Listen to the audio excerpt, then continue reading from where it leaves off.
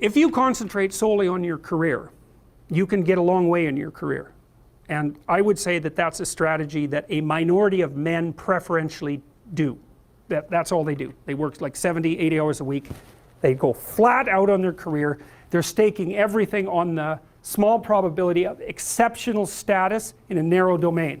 But it's hard on them. They don't have a life. It's very difficult for them to have a family. They don't know how to take any leisure activity. Like, they get very one-dimensional. Now, it may be that that unidimensionality is the price you have to pay to be exceptional at one thing, right? Because if you're going to be something like a genius level mathematician and you want to do that for, or a scientist say, it's like you're in your lab all the time, you're working 70 hours a week or 80 hours a week, you're smart, you're dedicated, you're unidimensional, and that's how you get to beat all the other people who are doing that. It's the only way. But the problem is you don't get a life. Now, if you love being a scientist and you have that kind of focus of mind, well, first of all, you're a rare person, and second, you're going to pay for it. But fine, more power to you. But it's a risky business to do that. You sacrifice a lot for it. You know, and I would say most often, if you're speaking about having a healthy life, that isn't what you do. You spread yourself out more. So, you know, you have a family, you have some things that you do outside of work that are meaningful to you and useful. You have a network of friends. Well, those 3 things alone, or 4 things alone, are plenty to keep you well oriented. And then if one of those things collapses, you know, everything doesn't go. Now, the price you pay for that is the more you strive to optimize that balance, the less likely you are to be fantastically successful at any single one of them. But you might have a very, you know, if you consider your life as a whole, that might be a winning strategy. One of the things Carl Jung said, I really liked this.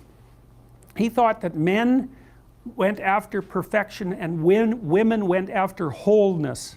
So they're different value, they're different, there's something different at the top of the value hierarchy.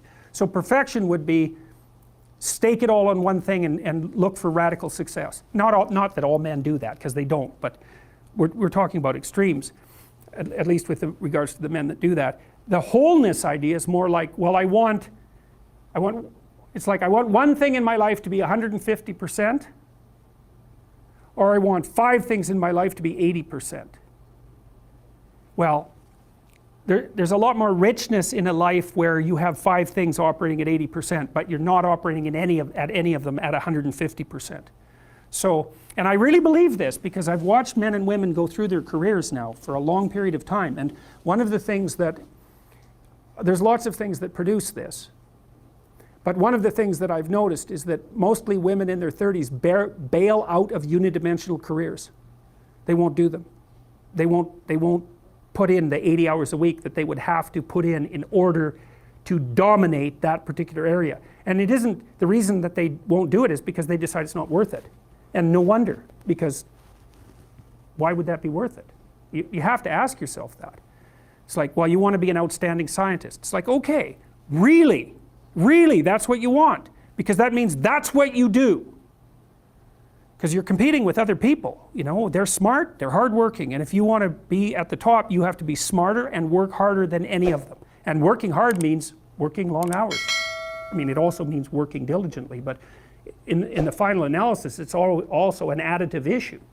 If I'm smart and hardworking and I can crank out for 70 hours a week, and you do it for 30, it's like, in 2 years, I'm so far ahead of you, you will never ever catch up. So, anyways. And I think partly, maybe part of the reason too that women are oriented that way more than men, I think there's 2 reasons. One is socioeconomic status does not make women more attractive on the mating market, but it does make men more attractive. And the second is women's time frame is compressed, right? Because guys can always say, well, I'll have kids later, and they can say that till they're like 80. Whereas women, it's like, no way, man, you got to get it together by the time you're, let's say 40, but really probably by 35, but definitely by 40, because otherwise it ain't happening. And that's bloody dreadful. Like, the most unhappy people you ever see, no. No. One of the common routes to extreme unhappiness is to want children and not have them. I wouldn't recommend that. You know, you see couples who are in their 30s. 1 couple in 3 over the age of 30 has fertility problems. That's defined as inability to conceive after 1 year of trying. 1 in 3. So it's worth thinking about, because people are very, very unhappy if they want to have kids and then they can't. Man, you're in the medical mill for 10 years if that's what happens to you.